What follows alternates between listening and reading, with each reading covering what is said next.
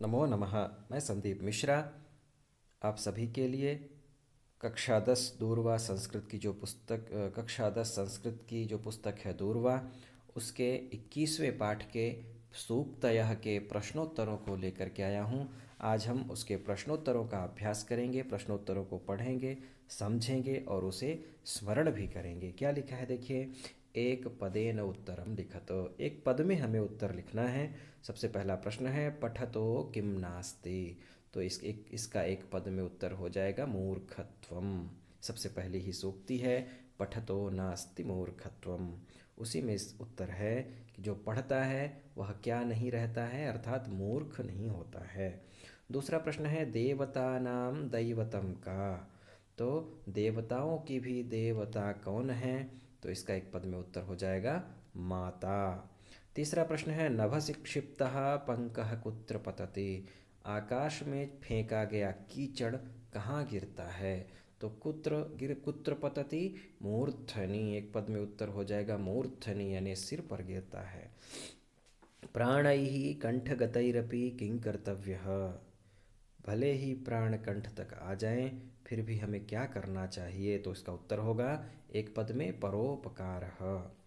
केन सर्वम जगत विजीयते। किसके द्वारा संपूर्ण जगत जीता जा सकता है? किसके द्वारा? जितक क्रोधेन। क्रोध को जीत लेने से। जितक क्रोधेन, एक पद में उत्तर हो जाएगा जितक क्रोधेन। इसके बाद हम दूसरे प्रश्न की ओर बढ़ते हैं। दूसरा प्रश्न क्या लिखा है देखिए, एक वाक्येन उत्तरम लिखत। कह धीरः। धीर कौन है? तो आपदि स्फुरति प्रज्ञा यस्य धीरः स एव ही। वाग्मिता का उत्तर क्या है? मितम चसारम चवचो ही वाग्मिता। वाग्मिता यानी वाणी की चतुरता क्या है?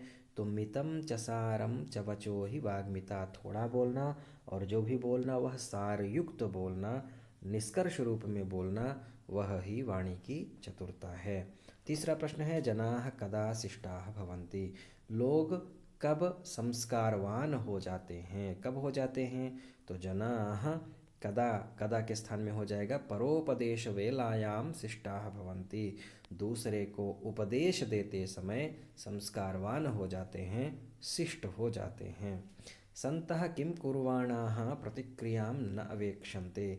संत क्या करते हुए प्रतिक्रिया नहीं चाहते हैं? तो इसका उत्तर होगा संतः परार्थम कुर्वाणाः प्रतिक्रियां न अवेक्षन्ते। अर्थात जो संत हैं वह परोपकार करते हुए कभी भी प्रतिक्रिया की इच्छा नहीं करते हैं। मानी किम सहते। जो सम्मान को चाहने वाला क्या सहता है? तो क्या इसका उत्तर है मानी विपत् सहस्रम सहते। जो सम्मान को चाहता है वह अनेक कष्टों को सह लेता है, हजारों कष्टों को सह लेता है। इस प्रकार से दूसरा प्रश्न पूर्ण हुआ। आइए हम तीसरे प्रश्न को पढ़ते हैं। क्या लिखा? स्वयं भ्रमति। तो इस 15वीं जो सूक्ति है इसका उत्तर होगा स्वधियो निश्चयो नास्ति यस्य सब भ्रमति स्वयं। इस प्रकार से आपको यहाँ लिखना है। दूसरा प्रश्न है कह कस्मात् क्रूरतरः। कौन किससे क्रूरतर है? तो खलः सर्पात्। यहाँ देखिए दो प्रश्न है, कह कस्मात्, दो प्रश्नवाचक हैं, तो कह के स्थान में हो जाएगा खलः, कस्मात् यानी सर्पात्, क्रूरतरः जो दुष्ट व्यक्ति है वह सर्प से भी भयंकर होता है। मतिमान नरः किम करोति। मतिमान नरः किम करोति। जो बुद्धिमान व्यक्ति है वह क्या करता है? इसमें जो 10वीं सूक्ति है उसे हमें लिखना है। इस प्रकार से आइए हम चौथे प्रश्न को पढ़ते हैं। चौथे प्रश्न में क्या लिखा है देखिए, प्रदत्त शब्दैः सूक्तिपूर्तिं कुरुत। प्रदत्त शब्दों के द्वारा हमें सूक्ति को पूर्ण करना है। देखिए यहाँ जो तीसरा प्रश्न है मतिमान नरः किम करोति, इसका उत्तर लिखा है न स्वल्पस्य कृते भूरि नाशयेन मतिमान नरः। ये 10वीं सूक्ति यहाँ लिख देना है। प्रदत्त शब्दों के द्वारा हमें सूक्ति को पूर्ति करना है, पूर्ण करना है। प्रदत्त शब्द हैं लघुत्वम स्वल्पस्य जितक क्रोधेन स्फुरति निश्चयो। ये शब्द दिए गए हैं, अब हमें इन्हें खाली स्थान में भरना है। तो न स्वल्पस्य कृते भूरि नाशयेन मतिमान नरः, यहाँ हो जाएगा स्वल्पस्य। दूसरा है सर्वम ही जगदेतत् विचीयते। तो जितक क्रोधेन, ये जो है यहाँ खाली स्थान में हो जाएगा जितक्रोधेन सर्वं हि जगदेतत् विजीयते। परसदननिविष्टः को लघुत्वं न याति। ध्यान रखना है, ये सूक्ति परीक्षा में भी आती है। तो परसदननिविष्टः को लघुत्वं न याति, यहाँ ध्यान देना है। उत्तर क्या होगा? लघुत्वम। स्वधियो खाली स्थान में हो जाएगा निश्चयो नास्ति यस्य स भ्रमति स्वयं। अगला है आपदि स्फुरति प्रज्ञा यस्य धीरः स एव ही, खाली स्थान में हो जाएगा स्फुरति। इस प्रकार से आपका चौथा प्रश्न पूर्ण हुआ। आइए हम पांचवें प्रश्न की ओर बढ़ते हैं। पांचवा प्रश्न क्या लिखा है देखिए, यथा योग्यम योजयत सुवर्णे, सुवर्णे का क्या हो जाएगा? कांस्ये। सहते, सहते का क्या हो जाएगा? विपत्सहस्रम। क्रूरः, क्रूरः सर्पः। सन्तः परार्थम कुर्वाणाः, परोपकारः कर्तव्यः। इस प्रकार से सही जोड़ी हमें मिलाना है। इसके बाद छठवां प्रश्न है, शुद्ध वाक्यानां समक्षम आम, अशुद्ध वाक्यानां समक्षम न इति लिखत। शुद्ध वाक्यों के सामने हमें आम और अशुद्ध वाक्यों के सामने हमें न लिखना है। तो सबसे पहला प्रश्न है, धीर पुरुषाणां प्रज्ञा आपदि स्फुरति। धैर्यवान धैर्यवान पुरुषों की, धैर्यवान मनुष्यों की जो बुद्धि है वह आपत्ति के समय कार्य करती है। आम, इसका उत्तर हो जाएगा हाँ।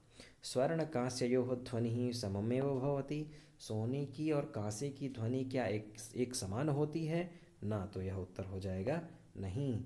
खल सर्पयोः मध्ये सर्पः क्रूरतरः अस्ति, न खल सर्पयोः मध्ये खलः क्रूरतरः अस्ति। इसलिए यह वाक्य गलत है, इसलिए यह हो गया न। माता देवतानां दैवतम नास्ति, न, ये वाक्य गलत है, इसलिए इसका उत्तर हो गया न। अर्थात माता देवताओं की देवता है, यहाँ नास्ति लिखा है, इसलिए यह वाक्य अशुद्ध है, इसलिए यहाँ हो गया ना। इसके बाद हम देखिए नीचे जो समास पद हैं उनको समझेंगे। अधोलिखित पदानाम समास विग्रहं कृत्वा समास नाम लिखत। नीचे जो समास विग्रह करके समास का नाम लिखा, अधोलिखित जो शब्द हैं उनके समास विग्रह करना है और समास का नाम भी लिखना है। सबसे पहला शब्द है परोपकारः। परेषाम् उपकारः परोपकारः, षष्ठी तत्पुरुष समासः। जितः क्रोधेन, जितः क्रोधः येन सह तेन, जितः क्रोधेन बहुब्रीहि समासः। ध्यान देना है, जितः क्रोधः येन सह तेन, जितः क्रोधेन बहुब्रीहि समासः। कंठगतैः, कंठे गताः तैः, कंठगतैः सप्तमी तत्पुरुष समासः। स्वधियः स्वस्य धीः तस्याः, स्वधियः यानी अपनी बुद्धि के अनुसार, षष्ठी तत्पुरुष समासः।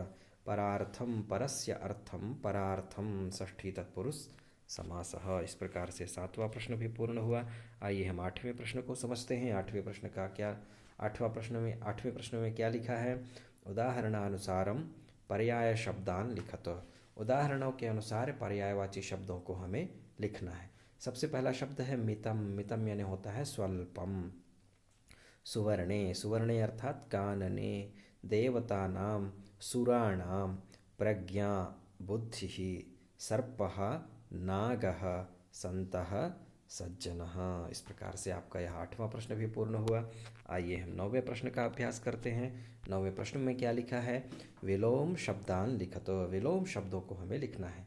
खलः साधुः, विलोम शब्द लिखना है, उल्टे शब्द लिखने। जैसे खलः यानी होता है दुष्ट, तो इसका विलोम हो जाएगा साधुः। धीरः अधीरः, सारम असारम, शिष्टाः अशिष्टाः, स्वल्पस्य अधिकस्य, क्रूरः अक्रूरः। इस प्रकार से नौवें प्रश्न भी आपका पूर्ण हुआ। इसके बाद हम 10वें प्रश्न को देखते हैं। 10वें प्रश्न में लिखा है रेखांकित पदान्याधृत्य प्रश्न निर्माणम कुरुतो। रेखांकित शब्दों से हमें प्रश्न निर्माण करना है। सबसे पहला प्रश्न है सर्वे शिष्टाः भवन्ति। सर्वे यह रेखांकित शब्द है, तो यहाँ क्या लिखा है? यह जो रेखांकित शब्द है वह बहुवचन का शब्द है। सर्वः सर्वौ सर्वे, तो सर्वे के स्थान में हो जाएगा के शिष्टाः भवन्ति। इस प्रकार से सर्वे के स्थान में हो जाएगा के।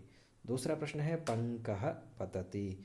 अब पंकः पतति, यहाँ कः पतति और किम पतति दोनों हो जाएगा। यहाँ कः पतति या किम पतति दोनों आप लिख सकते हैं। तो किम पतति इस प्रकार से हो जाएगा। सर्पः क्रूरः भवति, सर्पः क्रूरः भवति। सर्प ये जो रेखांकित शब्द है सर्पः, यह प्रथमा विभक्ति एक वचन का है, उसी प्रकार से प्रथमा विभक्ति एक वचन का प्रश्नवाचक भी हो जाएगा। कः क्रूरः भवति। माता देवतानां दैवतं भवति। माता ये जो रेखांकित शब्द है वह है माता। माता प्रथमा विभक्ति स्त्रीलिंग एक वचन का रूप है, उसी प्रकार से प्रथमा विभक्ति स्त्रीलिंग एक वचन का रूप हो जाएगा, प्रश्नवाचक हो जाएगा का देवतानां दैवतं भवति। अगला प्रश्न है खलः सर्पात् क्रूरतरः भवति। खलः यानी जो दुष्ट व्यक्ति है, सर्पात् यानी सर्प से क्रूर होता है, तो सर्पात में पंचमी विभक्ति है, इसका उत्तर भी हो जाएगा पंचम्यंत। पंचम्यंत प्रश्नवाचक शब्द हो जाएगा कस्मात्। तो कैसे लिखेंगे, खलः कस्मात् क्रूरतरः भवति। अब आइए देखिए योग्यता विस्तार है। पाठे आगताः सूक्तिः विहाय 10 सूक्तिः चित्वा लिखत। पाठ से अलग 10 सूक्तियों को हमें लिखना है, और ये जो सूक्तियाँ हैं आपके पाठ की जो सूक्तियाँ हैं उन सभी सूक्तियों को हमें कंठस्थ करना है, क्योंकि परीक्षा में भी ये सूक्तियाँ आती हैं। इस प्रकार से आपका जो 21वां पाठ है, आपका पाठ्यक्रम आज से पूर्ण होता है। एक पाठ से लेकर के 21 पाठ तक सभी पाठों की वीडियो चैनल में उपलब्ध है। आप चैनल में जा कर के वीडियो को देख सकते हैं। इसको शेयर करें, लोगों के पास भेजें। तब तक के लिए आप सभी को नमो नमः।